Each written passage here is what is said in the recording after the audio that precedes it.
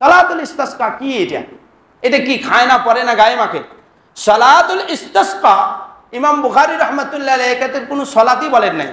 ইমাম আযম আবু হানিফা রাহমাতুল্লাহ আলাইহি তো আলাদা নামাজের কথা, আলাদা ভাবে পড়ার কথা বলেছেন। এটা আরেক ফতোয়া।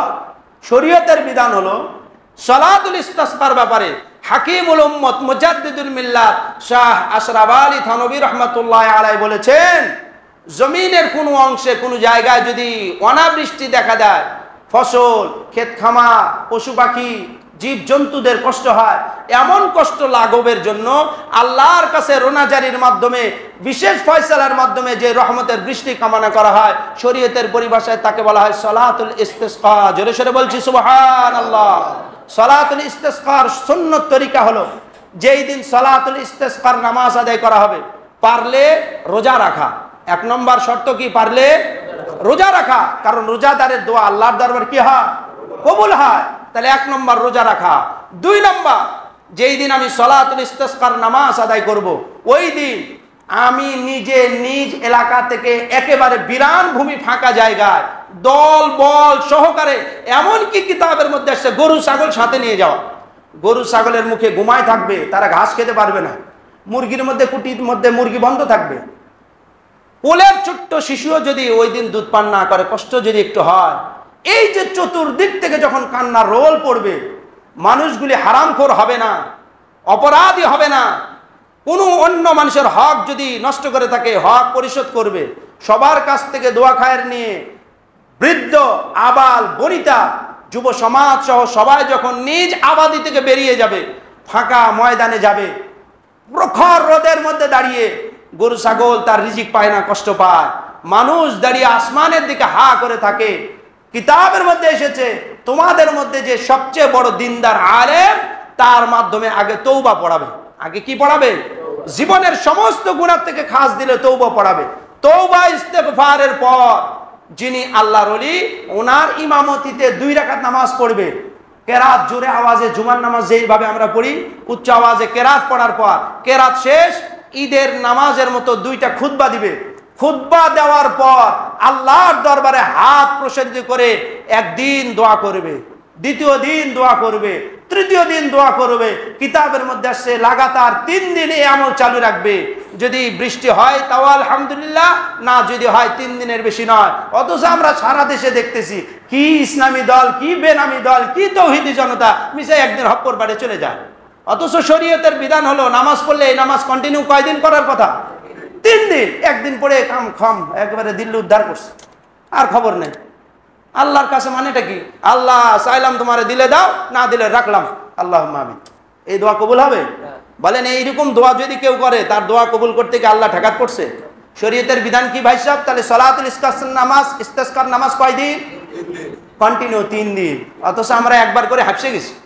এবারে কালকে 1টি লোক মিলে নামাজ পড়লো, বৃষ্টিতে হলো না হুজুর। আমাদের মতো ইমান নাই তো, উনি নিজেই নামাজ পড়ে, নিজেই ফতোয়া দেয়, নিজেই সব করে। আরে ভাই সাহেব, এই চুয়াডাঙ্গা বাংলাদেশের ভূখণ্ড। চুয়াডাঙ্গা কি ভারতের জায়গা? চুয়াডাঙ্গার নাম শোনেন নাই? কোথায়?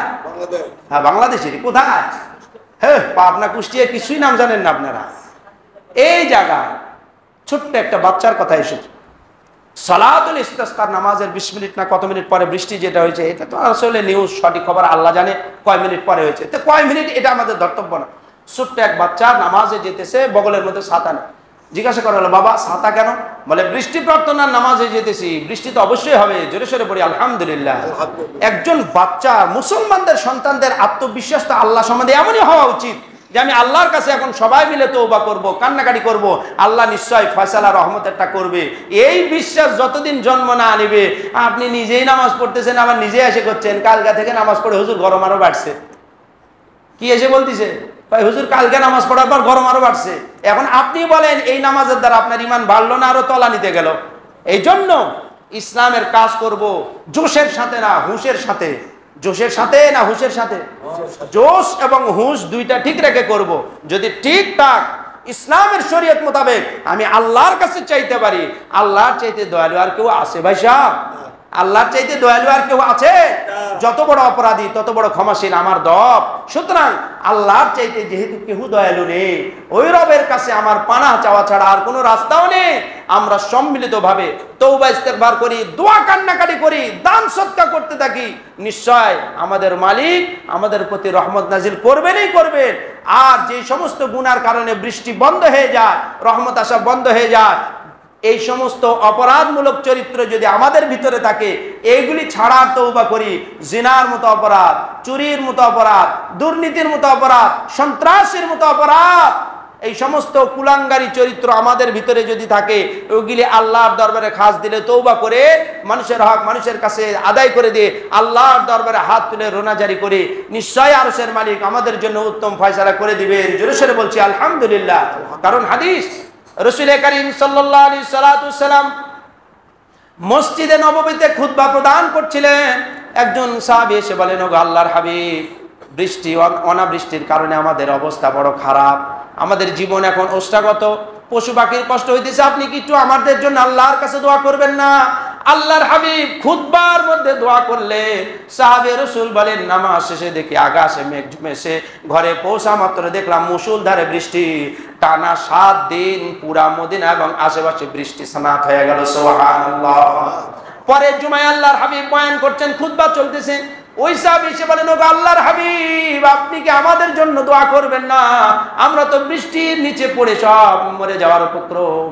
আল্লাহর হাবিব দোয়া করলেন, নামাজ শেষে দেখা গেল আবার আসমান পরিষ্কার হয়ে গেছে। সুতরাং যেই নবী আমাদের শিক্ষা গুরু, যেই নবী আমার আদর্শ, ওই নবীর আদর্শ যদি আমি আমার জীবনে বাস্তবায়ন করতে পারি, আসমানের মালিক নিশ্চয় আমাদের গুনার কারণে যে গোসা হয়েছিল, আজকে জুমার নামাজের পর খাস দিলে তওবা করব।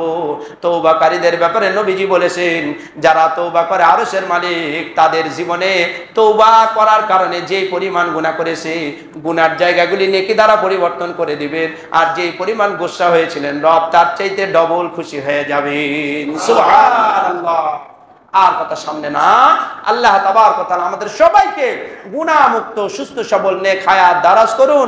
আসমানি রহমতের বৃষ্টি দ্বারা আমাদের জীবনকে আল্লাহ তাআলা ধন্য করুন। সবাই বলছি আল্লাহুম্মা আমিন।